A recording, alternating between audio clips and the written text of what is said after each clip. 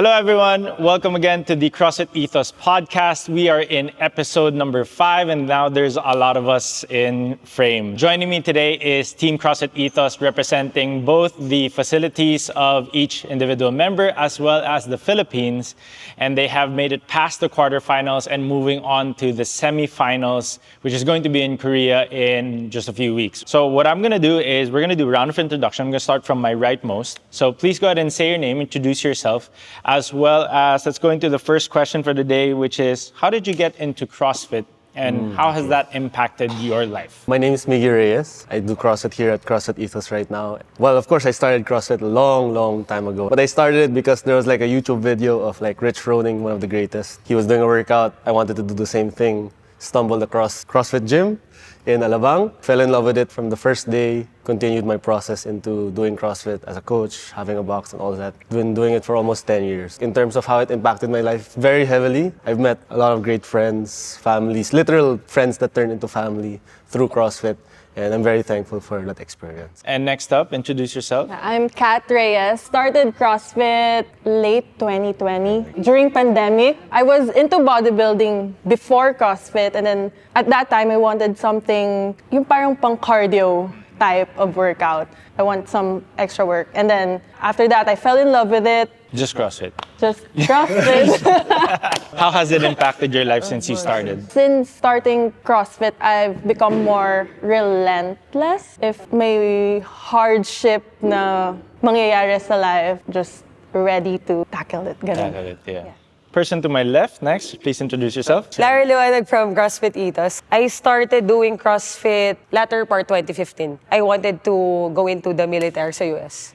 I graduated as a nurse, so parang for me, if papasok ko ng nurse sa military with a higher rank. Sabi nila, merong mga boot camps and all before matapos yung training. Nakita ko na yung CrossFit yung perfect na training program para easy lang pagpasok. Kaso na-injure ko yung sarili ko sa Ultimate Frisbee. Kaya nag-transition yung pagiging nurse ko para maging coach. Tapos now, for me, very passionate din talaga akong magturo ng mga students. Importante talaga yung CrossFit sa akin. Feeling ko kasi, pag ginagawa ko to, hindi siya burden. For me, everyday, kahit early ako magising, tas late ako umuwi, nagte-training ako in between, tumulong ng students. Very fulfilling sa akin. So, I think ito talaga yung passion ko. Gusto ko rin maging inspiration sa iba para makita nila kung bakit ko ginagawa. In all aspects, kahit anong sports, sobrang ganda ng tulong niya. And I hope nakaka-inspire ako. Of course. You inspire me. Yeah. You inspire me. Okay. And last but not the least, to my leftmost. Hello guys, I'm Josh Chabon.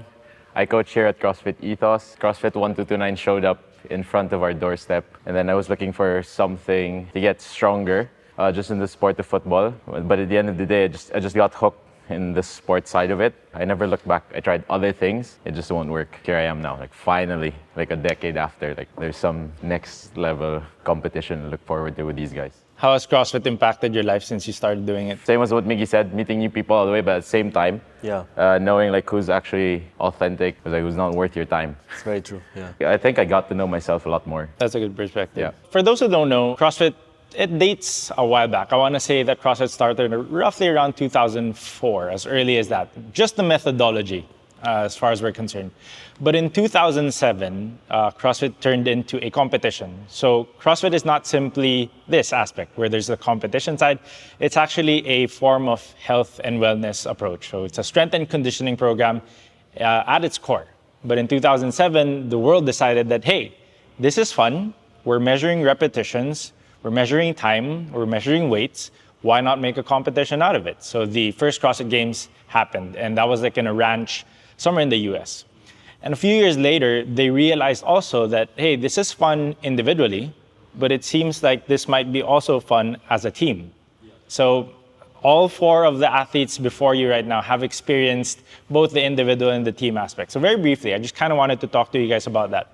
What is the main difference that you have experienced when you would train and prepare or even compete individually versus teams? For me, mas malaki yung pressure with having teammates. You have to do more pa for the team. Nakasalalay din yung performance mo dun sa team. Wala masyadong pressure with individuals. Now, I think between the four, you have the least tenure when it comes to CrossFit. Yeah. Right? So you started the latest. But in the past 4 years that you've been doing this, you're no stranger to competition. You've Yeah. joined a lot of competitions. We know this for a fact because we see you locally. You've always been more of an individual competition person, especially coming from your bodybuilding background.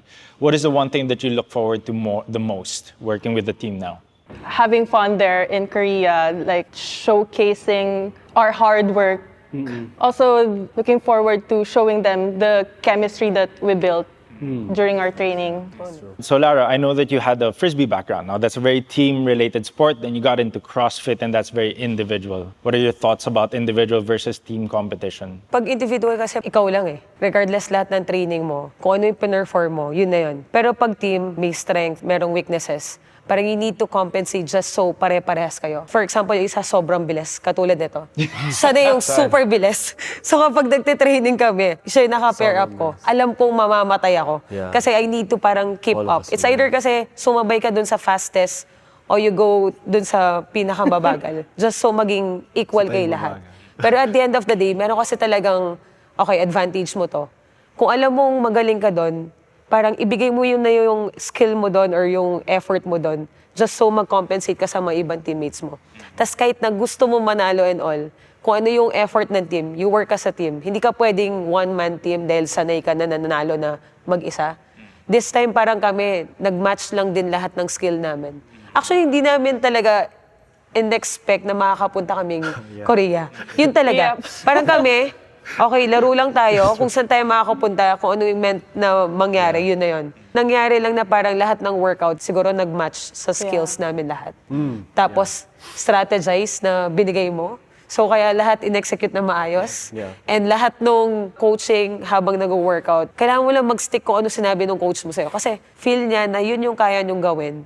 Might as well execute mo na kasi wala namang mawawala sa'yo kung di mo tatry. Kailangan mo tanggapin kung anong nandyan. Just so mag-work kayo sa team. Yun naman yung maganda sa amin kasi balance lahat. For those that don't know Lara well, she's actually been the national champion multiple times. It's actually a very important title to hold. So she's been the fittest female in the Philippines, not just once. Now, Lara, you're moving on to this team aspect, moving on to the semifinals. It's a very different stage. What does that mean for you? Dati, you were the fittest female, but you were individual, and now you're working with the fittest team in the Philippines and now representing the country in the next stage of competition. Actually, nung time na nag-national champ ako and bound for US na ako din. Kaso nag-pandemic, so di natuloy. Dream ko talaga na mag-compete internationally. So, dahil kay Josh, last year pa kami binibuild tong team na to. Ngayon, nakita namin, ito yung perfect time na masasabi ko, magko-compete ako internationally. For me, at the end of the day, kung ano pa rin dinidesire ng heart mo at ibibigay pa rin ni Lord sa'yo, bibigay niya sa perfect timing niya. So Miggy, you had your fair share of competitions throughout the years. What has been the difference for you individually versus teams? When you do it individually, it's very selfish. In terms of pushing yourself, you have to self-motivate yourself. Being in this team particularly, you feed off each other's energy. I have to be accountable for my own training to make sure that I can keep up with Lara, Josh, Kat. I have to train harder because I know that the people I'm with is training hard as well. I think in a team, you feel kind of selfless. It's so motivating to have not that much pressure. I think like what Lara is saying, each person has their own strengths, right? Josh as the fastest, me as the slowest. It's so nice that I can depend on people to lean on, especially in certain workouts. And I think that's the most fun part of teams. I feel more accountable. I feel less pressure. That's how it feels. As far as I'm concerned, between the four of you, you have the most team experience in terms of most number of team competitions that you've done with a variety of people as well. Yeah. Like you haven't worked with the same people consistently over the years. So my question to you is, how do you feel about this team? How do you feel this team stacks against the other teams that you have been competed with before? I mean, I know it's different levels, local competition versus international, but what is your general opinion about your team? I think being with these guys were like the most fun because you get that certain level of competition. You know, when you do team, people think like, we're just having fun, we're just going to relax and stuff like that. And to be honest, that's what we're doing also. Like, when Josh picked up all of us, we were just thinking, oh, we're gonna have fun. But it's so cool to think all of us have the same thought process in competing. We're having fun, but hey, we still want to beat somebody, right? I think that's the most fun part about being with this team because the competitive edge is everyone has it. And last but not the least, Coach Josh, go ahead and talk us through about your experiences with what's the difference between individual and team and all that stuff. Like what Kat said, there's just more pressure. And for me, I feel like I have the responsibility to put some confidence with everyone. Number one, I expected us to make the semifinals, not like these guys. From where we started, they were miles ahead from where I started. You know this. The amount of time they spent to get to where they were, I had to go double. It was all because I was just too overconfident when I was younger. So I have to just share it with them and be confident, especially when we did have doubts in the middle, like when we were having breaks or even in training, right? So I just had to boost their confidence the whole time, which I'll do again in Busan. Coach Josh, you were the one responsible for this team. What was your thought process looking at each of them as your final choices and being like, oh, Lara's a great fit, Mig's a great fit, Kat's a great fit? Why? First of all, it was shout out Ian Tan. He was the one who assembled it first. He had to back out because of personal issues. I said yes straight away when he said it was Lara and Kat. It's not just because of their fitness level. It's because they love the sport. So it's not necessarily your level. Like these guys are like similar. We all have full-time jobs. We find time to train every single day. Yeah. So we're more process-oriented. So that's why we enjoy it. Like even if we feel the pressure, we all have the same passion for training. Like from preparation, phases of training, and going to competitions, the same. Now, this one's a simple question for you. On a scale of 1 to 10, 10 being the most challenging, 1 it being easy, how difficult has it been leading a team for you, between 1 to 10? I would say it's an 8. Yeah. But I'm sure it's been a great growing experience for you, coming from for me an as well. individual competitor standpoint. It's more or less the same as like handling a group class, right? You have members from different walks of life, but this time it's something that we're actually passionate about. It's what we really want. We make so much sacrifices with our jobs, like even our family time. We've spent a lot of years, for me, like almost my 20s, to get to this point. And that's how important it is to me. Okay, now we're gonna go to a fun question. We're gonna try to identify who is the heart, the brain, the muscle, and then the soul of the team. So who is the heart of this team? 3, 2, 1, and point at the person. Ay, no, tama. Sige, yeah. All right, so unanimously, I think everybody's identified that Lara is the heart. Tama. Who is the brain of the team? Who is the brain of the team? Oh, that was very quick. Everybody's like What's pointing this? to Coach The Josh right workouts? away. Oh, Oh, yeah. It's me. Oh, we got Josh. Take the credit. Who is the soul of the team? Sige, ako Wow, na lang. effort. Ako na lang. Getting goosebumps and stuff. And that leaves Miggy, you're the muscle of the team. Yeah. Is that all that's basically all you're good for, bro? Yeah, that's all. No, I'm I'm just heavy messing with you. with Now, what would you say is your advice to these people who may be listening and like looking, hey, I have my doubts. Maybe is this even something that I want to do? Is this even something that I can do? What's that kind of small piece of advice that you can give them? Me and Josh have been doing this for 10 years. The goal in our mind is just you have to find love in the sport itself. We're full-time employees, lifetime athletes. So the mindset of being an athlete, being in CrossFit, is something that you can't take away from us. If you're new to the sport, fall in love first with the principle. Fall in love with going to classes. Because classes, you do it with people, you get a little bit more competitive each time, right? And bit by bit, that creates that sustainable aspect of competing. So if you were to talk to your 18-year-old self? Yeah. If you were to talk to that version of you from way back when, what advice would you tell them, or what would you tell them that kind of gives them this assurance that you're going to get to where you are now? So 9 years of like my career in CrossFit always has been like up, down, up, down. When I'm going to look at like my 18-year-old self, I just tell them, just enjoy the ride more than the competing to get somewhere. It's the walking to get somewhere, right? I think it's beautiful. like that. It's beautiful what Josh said actually. Enjoy walking and then find people who'd like to walk with you. How about you, Coach Josh? Any piece of advice to the people who may have been in your situation before, people at your level even, high-performing athletes? What advice would you give them? I get it. Number one, most of the time it could be a lonely road because you have expectations of yourself, but there are other things that you have to take care of first before you worry about your own training. It's very important to be in the right environment. I thought that I could go alone and just wing it. Like that's what I would tell my younger self. You're on the right track, but you have to find the right environment. You can't just wing it. Like you have to be with a group that's very supportive. When I first met Josh, he was a scrawny little kid. Like I could literally flick his elbow and I could probably break it.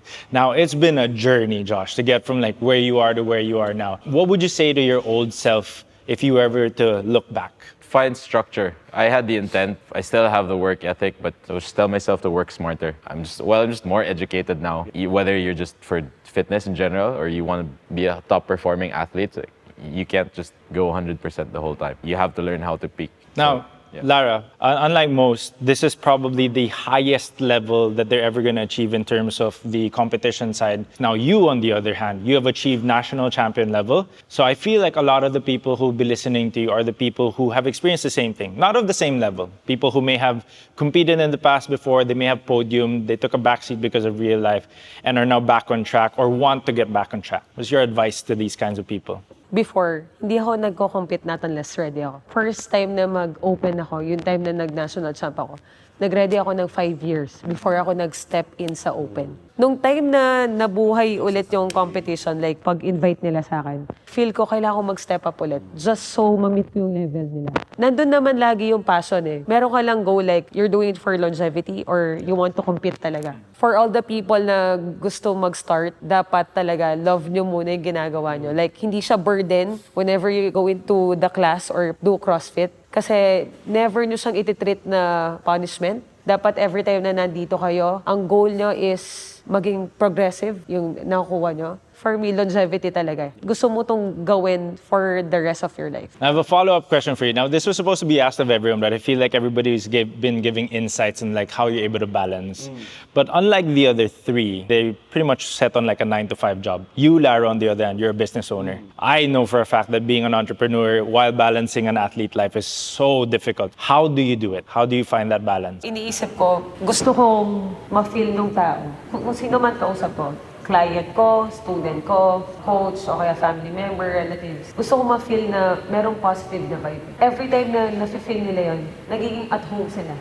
So every time na papasok sila sa box, every time na papasok sila sa business ko, parang, ay, okay to, parang at home ako dito sa tao na to.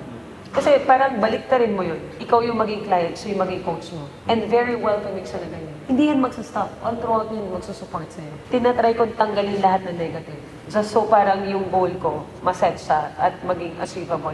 So I feel like your hack is you only change the perspective so that it's always better rather than just thinking about I have to balance my time. You're dampening the blow of the daily stresses of both work and then training balance. So that's good. It makes it sustainable. And last but not the least, the lady to my right, less than 4 years in and you're now moving on to semifinals already. I've seen your work ethic and how hard you've put in through the years. What is your advice to anyone who may be on the newer side of things, not as much experience? I think pinaka-advice ko, I've learned this recently from getting an injury. Just be kind to yourself and don't put too much pressure. I like that. It's a little bit more on the emotional side of like your advice. Yeah. Now, a follow-up question for you is, in a realm or in a sport that is just filled with masculinity, being a female, what does it mean for you to be able to represent yourself and all the women out there competing in this sport, especially now that you're moving on to this next level of competition where onlookers, both new and old, women, girls, even younger ones, that look up to you. What does it mean for you to represent that? It means a lot kasi yung capabilities ng women, ngayon, napapakita namin, me and Lara, na we can do things that men can do. You're trying to break that image. Yes. Yeah. It's more of like what your bodies are able to do, that kind of thing. Yeah. We're showing people what women can do and not just how women should look like. My final question to you guys is actually very simple. I'm going to throw this to the team captain over here. Coach Josh, how would you define success in Korea this year? I just want everyone to give it their all when it's their turn, whether that's sync work or Congo style tag. Just leave it all out there. And then even if there's something that we didn't prepare for, let's just be confident. We were the first in a long time, right? So you just have to show what we're capable of and then take more risks. Like there's nothing to lose anymore. So that's success. If I see like everyone's just, we all give everything for 4 of us, then that's it. I'm sure you guys are super excited to have a lot of like new learning experiences as well with each other and within yourselves. I know it's a team competition, but I've always felt like having a post-assessment and just kind of thinking about what did I learn about myself over this weekend along with other people has always been a key factor. Before we wrap up the episode, I'm going to actually pass the floor real quickly to Miggy to talk a little bit about how you can support the team as well. Hi, we're CrossFit ETHOS. We're the first team to ever qualify in the semifinals format. Hopefully you guys can support us. It's a way to push for Philippine CrossFit. And seeing how CrossFit has evolved the last 9 years, it makes me super happy to see that CrossFit is alive in the Philippines. We're here to inspire the next generation. And I think that's about it for our episode. Thank you, Coach Josh, Lara, Miggy, and Kat joining us for our 5th episode of the podcast. In a few weeks, you will see these faces being on the floor with some of the best in Asia in Busan, Korea, for the Far East Throwdown, the semifinals of the CrossFit Games. I believe there's going to be online or like YouTube lives and all of that stuff. So if you cannot make it to Korea, let's be sure to watch them online and give them our love and our support as well. And with that, we'll see you on the next episode.